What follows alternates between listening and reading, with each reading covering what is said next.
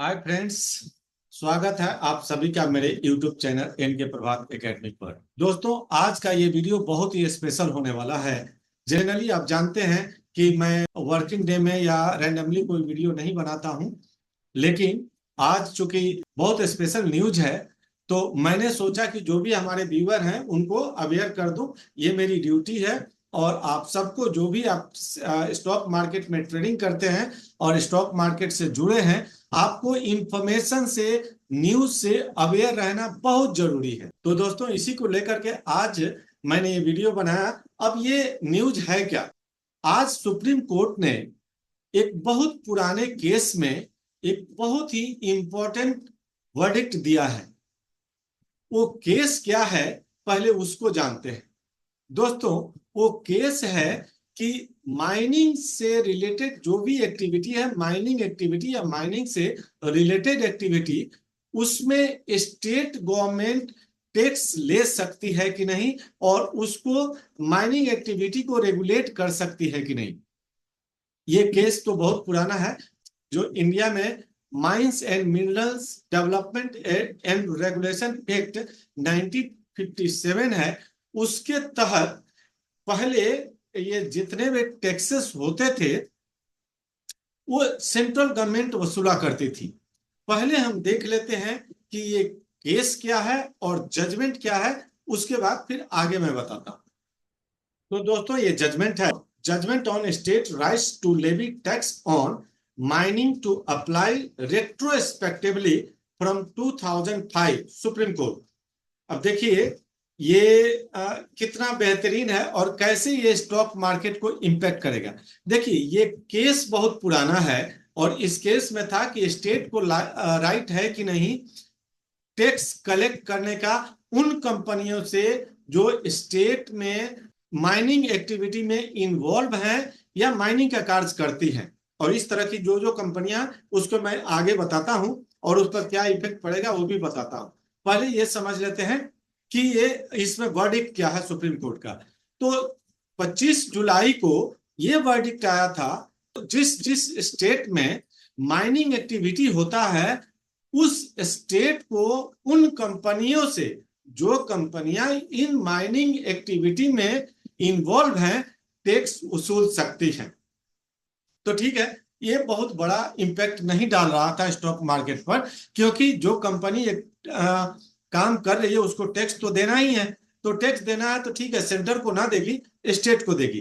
क्योंकि अब यहां पर एक क्या कैच है कि ये जितने टैक्सेस होते थे वो पहले सेंट्रल गवर्नमेंट वसूला करती थी। लेकिन ये केस इसी पॉइंट को लेकर के हुआ था कि माइनिंग एक्टिविटी तो स्टेट के पेरीमीटर में, स्टेट के रीजन में हो रहा है, उसके एरिया ऑफ जुरिस्डिक्शन में हो रहा है, तो उस पर टैक्स वसूलने का अधिकार तो स्टेट को होना चाहिए। केस यही था सिंपली। तो ये तब जब से केस हुआ था तब से टैक्सेस बंद थे। कोई कंपनी किसी को टैक्स नहीं दे रही थी, क्योंकि मामला सुप्रीम कोर्ट में था। 25 जुलाई को फैसला आ गया कि yes, state can levy taxes on company which are engage in mining activity. Okay, ठीक है, ये फैसला आ गया, बहुत बढ़िया।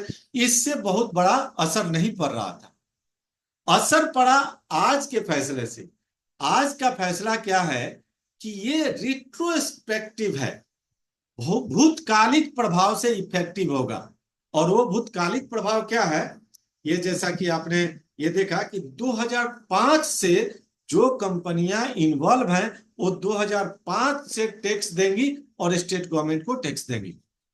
अब ये तो एक इतनी बड़ी बात है कि अगर ये टैक्स कैलकुलेशन किया जाए 2005 से, तो बहुत सारे एक्सपर्ट का मानना है कि ये 1.5 लाख टू 2 लाख करोड़ का लेवी है, उतना बकाया टैक्सेस है। लेकिन सुप्रीम कोर्ट ने एक राहत इसमें दिया है कि जब आप ये पूरे फैसले को पढ़ेंगे तो ये 12 साल में, ये जो है 12 ईयर्स में ये टैक्सेस जो है वो उनको इंस्टॉलमेंट के रूप में देना है। फिर भी अब बात ये आता है दोस्तों, ये आपको बता दूं कि 9 जजों के बेंच था जिन्होंने ये फैसला दिया, और हेड किया जा रहा था chief justice of India mister D Y Chandrachud द्वारा। तो फैसला बड़ा ही ऐतिहासिक है और बहुत ऐसा गंभीर फैसला है कि जो कि स्टॉक मार्केट पर एक इफेक्ट डाल सकता है। और वो कैसे, सो मैं बताता हूं ये स्टॉक मार्केट में को कैसे इफेक्टेड कर सकता है ये सुप्रीम कोर्ट का फैसला। दोस्तों 2005 से कंपनियों को टैक्स देना है, स्टेट गवर्नमेंट को दे या सेंट्रल गवर्नमेंट को, ये तो फैसला हो गया कि टैक्सेस देने हैं। अब 2005 से जो टैक्सेस देने हैं वो 1.5 लाख से 2 लाख करोड़ रुपए है। और वो किन किन कंपनियों पर है, तो जो मेटल सेक्टर में इन्वॉल्व है, जो पावर में इन्वॉल्व है, जो माइनिंग में इन्वॉल्व है, जो कोल में इन्वॉल्व है। तो नॉर्मली आप देख लीजिए मेटल सेक्टर की कंपनी जैसे वेदांता हो गया, टाटा स्टील हो गया, जेएसडब्ल्यू स्टील हो गया, ये बिग कंपनियां हैं जिनका आपके निफ्टी में स्टेक है। इसके बाद माइनिंग सेक्टर की कंपनी एनएमडीसी, जीएमडीसी, इस तरह की कंपनियां हो गई। पावर सेक्टर की कंपनी टाटा पावर हो गया, अदानी पावर हो गया की कंपनी, इस तरह की कई पावर सेक्टर की कंपनियां हैं।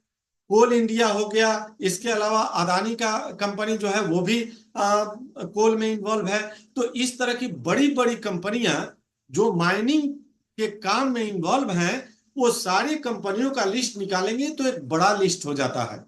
और ये कंपनियां निफ्टी में एक बहुत इंपॉर्टेंट कंस्टिट्यूएंट है। तो यहां पर एक पॉइंट सोचिए कि जब इन कंपनियों से टैक्सेस वसूले जाएंगे तो ये कंपनियां टैक्स कहां से देंगी? टैक्स या तो अपने प्रॉफिट से देंगी या अपने रिजर्व या सरप्लस जो भी है इनके पास उससे देंगी। तो जो अपने प्रॉफिट से टैक्स देंगी या रिजर्व सरप्लस से देंगी तो इनका कैपिटल तो उतना कम होगा, और जब कैपिटल कम होगा तो ऑटोमेटिकली स्टॉक के प्राइस कम हो जाएंगे। तो स्टॉक के प्राइस कम हो जाएंगे तो इसका इफेक्ट निफ्टी पर डायरेक्टली पड़ेगा। तो ये एक प्रभाव पड़ सकता है जो कि फ्राइडे के मार्केट में एक खलबली मचा सकता है। अब इस तरह से आप देखें एक एक कंपनी का, तो जिसमें टाटा स्टील का ही हम बात करें तो उसका 1700 करोड़ टैक्स बचा हुआ। ये 1700 करोड़ तो कंपनी के कैपिटल से कम हो जाएगा ये देता है। तो फिर भी अब इसमें जो सुप्रीम कोर्ट ने बताया है कि ये टैक्सेस उनसे 12 साल में कलेक्ट किए जाएंगे, जो कि 1 अप्रैल 2026 से लागू होगा। ये न्यूज स्टॉक मार्केट में एक निगेटिव इंपैक्ट डाल सकता है, क्योंकि सीधे सीधे ये कंपनियों के कैपिटल से रिलेटेड है जो कि उतना उनको देना पड़ेगा। अब ये कितना इंपैक्ट डाल सकता है इसको हमें ऑब्जर्व करना है। आप भी अपने फ्राइडे के मार्केट के लिए तैयारी इस न्यूज को मद्देनजर रखते हुए कर लेंगे, और तब मार्केट में पूरी तैयारी के साथ जाएंगे। उसके अनुसार अपना प्लानिंग कर लेंगे, अपना स्ट्रेटजी कर लेंगे, और जो भी मार्केट में इंपैक्ट पड़ेगा उसके अनुसार अपना डिसीजन लेंगे। धन्यवाद।